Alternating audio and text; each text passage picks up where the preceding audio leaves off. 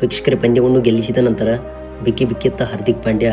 ಇನ್ನು ವೀಕ್ಷಕರ ರೋಹಿತ್ ಶರ್ಮಾ ಮತ್ತು ವಿರಾಟ್ ಕೊಹ್ಲಿ ಅವರ ಬಗ್ಗೆ ಸ್ಫೋಟಕ ಹೇಳಿಕೆಯನ್ನು ನೀಡಿದ್ದು, ವೀಕ್ಷಕರ ಈ ಒಂದು ಸ್ಫೋಟಕ ಹೇಳಿಕೆಯನ್ನು ನೀವು ಕೇಳಿದರೆ ನಿಜವಾಗಲೂ ಶಾಕ್ ಆಗುತ್ತೀರಾ.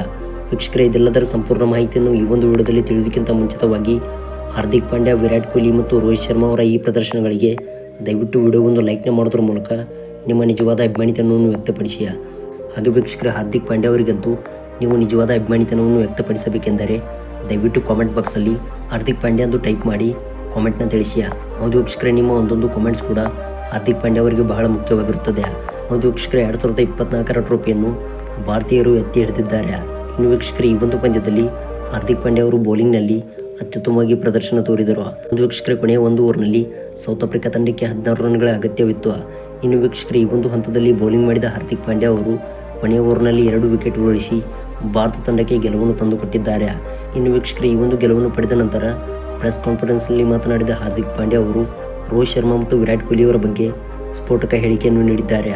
ಒಂದು ವೀಕ್ಷಕರೇ, ಹಾರ್ದಿಕ್ ಪಾಂಡ್ಯ ಅವರು ಹೇಳಿದ್ದು, ಈ ಇಬ್ಬರು ದಿಗ್ಗಜ ಆಟಗಾರರಿಗೆ ಇದು ಕೊನೆಯ T20 ವರ್ಲ್ಡ್ ಕಪ್ ಪಂದ್ಯಾವಳಿಯಾಗಿತ್ತು.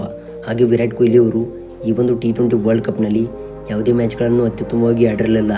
ಆದರೆ ಇವತ್ತಿನ ಪಂದ್ಯದಲ್ಲಿ ಪವರ್ ಪ್ಲೇನಲ್ಲಿ 3 ವಿಕೆಟ್ ಕಳೆದುಕೊಂಡಾಗ ಭಾರತ ತಂಡವು ಸಂಕಷ್ಟಕ್ಕೆ ಸಿಲುಕಿತ್ತು. ಈ ಒಂದು ಹಂತದಿಂದ ಕೊನೆಯವರೆಗೆ ವಿರಾಟ್ ಕೊಹ್ಲಿ ಅವರು ಅತ್ಯುತ್ತಮವಾಗಿ ಪ್ರದರ್ಶನ ತೋರಿದ್ದು, ಹಾಗೆ ಈ ಒಂದು ಪಂದ್ಯದ ಗೆಲುವಿಗೆ ಅವರು ಕೂಡ ನೆರವಾದರು. ಇನ್ನು ರೋಹಿತ್ ಶರ್ಮಾ ಅವರ ಬಗ್ಗೆ ಹೇಳುವುದಾದರೆ T20 ವರ್ಲ್ಡ್ ಕಪ್ನಲ್ಲಿ ಅತ್ಯುತ್ತಮ ನಾಯಕ ಪ್ರದರ್ಶನ ತೋರಿದ್ದು, ಹಾಗೆ ಇವರ ನಾಯಕ ಸ್ಥಾನದ ಪ್ರದರ್ಶನವು ನನಗಂತೂ ಮೆಚ್ಚುಗೆ ತಂದಿದೆ. ಇನ್ನು ಈ ಇಬ್ಬರು ದಿಗ್ಗಜ ಆಟಗಾರರಿಗೆ ಇದು ಕೊನೆಯ T20 ವರ್ಲ್ಡ್ ಕಪ್ ಪಂದ್ಯಾವಳಿಯಾಗಿತ್ತು. ಹಾಗೆ ನಾನು ರೋಹಿತ್ ಶರ್ಮಾ ಮತ್ತು ವಿರಾಟ್ ಕೊಹ್ಲಿ ಅವರ ಬಗ್ಗೆ ಇನ್ನೊಂದು ಮಾತಿನಲ್ಲಿ ಹೇಳುವುದಾದರೆ, ಇವರಿಬ್ಬರು ಇದ್ದರೆ ಈ ಒಂದು ಟೂರ್ನಮೆಂಟ್ಗಳನ್ನು ಈಸಿಯಾಗಿ ಗೆಲ್ಲಬಹುದು ಎಂದು ಹಾರ್ದಿಕ್ ಪಾಂಡ್ಯ ಅವರು ಪ್ರೆಸ್ ಕಾನ್ಫರೆನ್ಸ್ನಲ್ಲಿ ಅಳುತ್ತಾ ಹೇಳಿದರು.